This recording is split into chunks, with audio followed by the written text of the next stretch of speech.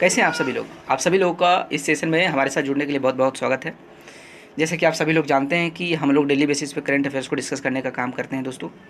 हम लोग हाल फिलहाल में घटी घटनाओं पे हम लोग चर्चा करने का काम करते हैं। उसी संदर्भ में हमारे पास एक घटना निकल कर आ रही है दोस्तों, जिस पे हम सभी लोग को बात करना ज़रूरी है, जिसे हम सभी लोग को जानना ज़रूरी है दोस्तों।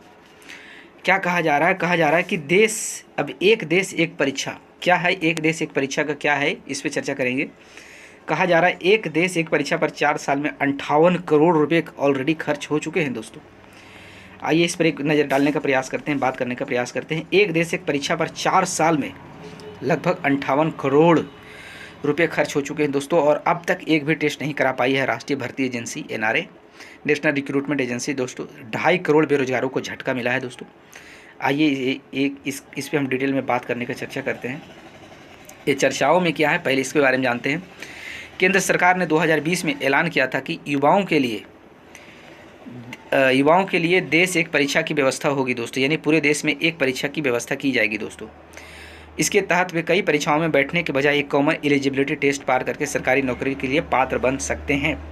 यानी कई नौकरियों की जगह प्री मेंस आदि के बेसिस पर हम एक ही एलिजिबिलिटी टेस्ट लेंगे, उसी बेसिस पर लोगों को चयन करने का काम करेंगे दोस्तों।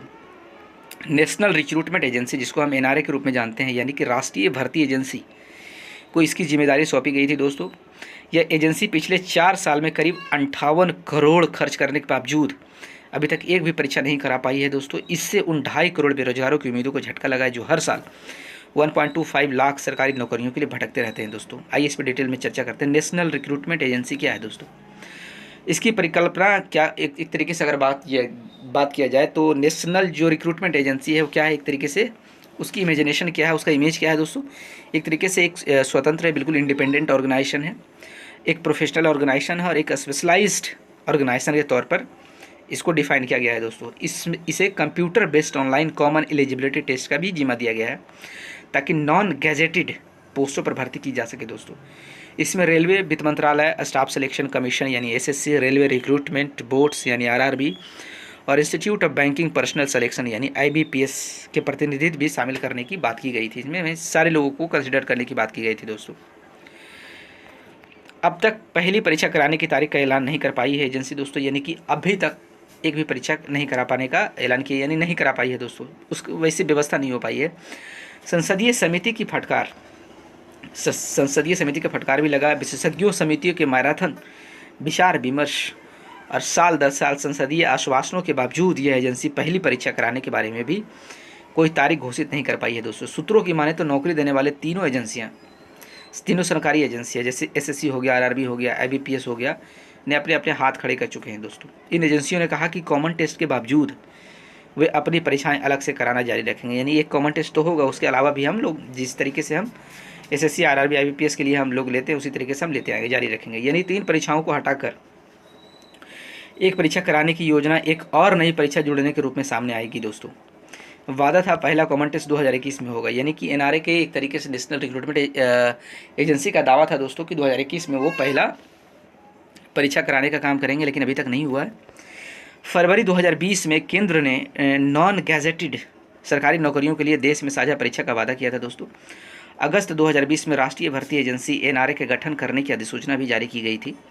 10 फरवरी 2021 को केंद्रीय मंत्री जितेंद्र सिंह ने वादा किया कि पहला कॉमन टेस्ट 2021 में कराया जाएगा, लेकिन 22 मई 2022 को जितेंद्र सिंह ने फिर संसद में फिर एक वादा किया कि कॉमन टेस्ट इसी साल कराए जाएंगे दोस्तों, लेकिन उस साल तक भी चीज़ें नहीं हो पाया। फिर 10 अगस्त 2023 को सरकार ने संसद को सूचित किया कि सूचना टेक्नोलॉजी और अन्य ढांचा तैयार होने और विभिन्न चरणों के बारे में मानक और दिशा निर्देश तय होने पर ही कॉमन योग्यता टेस्ट हो पाएगा दोस्तों, लेकिन उसके बाद भी नहीं हो पाया। यानी कि एक तरीके से अलग ही बहाना इन लोगों का चल रहा है कि पूरी तरीके से टेक्नोलॉजिकल इसका डेवलपमेंट नहीं हुआ, इसके ढांचे तैयार नहीं हुए, इसके व्यवस्था नहीं की गई है दोस्तों, ऐसे ऐसे बहाने बन रहे हैं।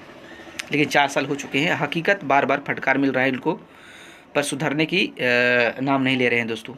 2020 की बजट घोषणा में कहा गया था कि NRA पर 3 साल में 1517 करोड़ रुपये खर्च किए जाएंगे दोस्तों।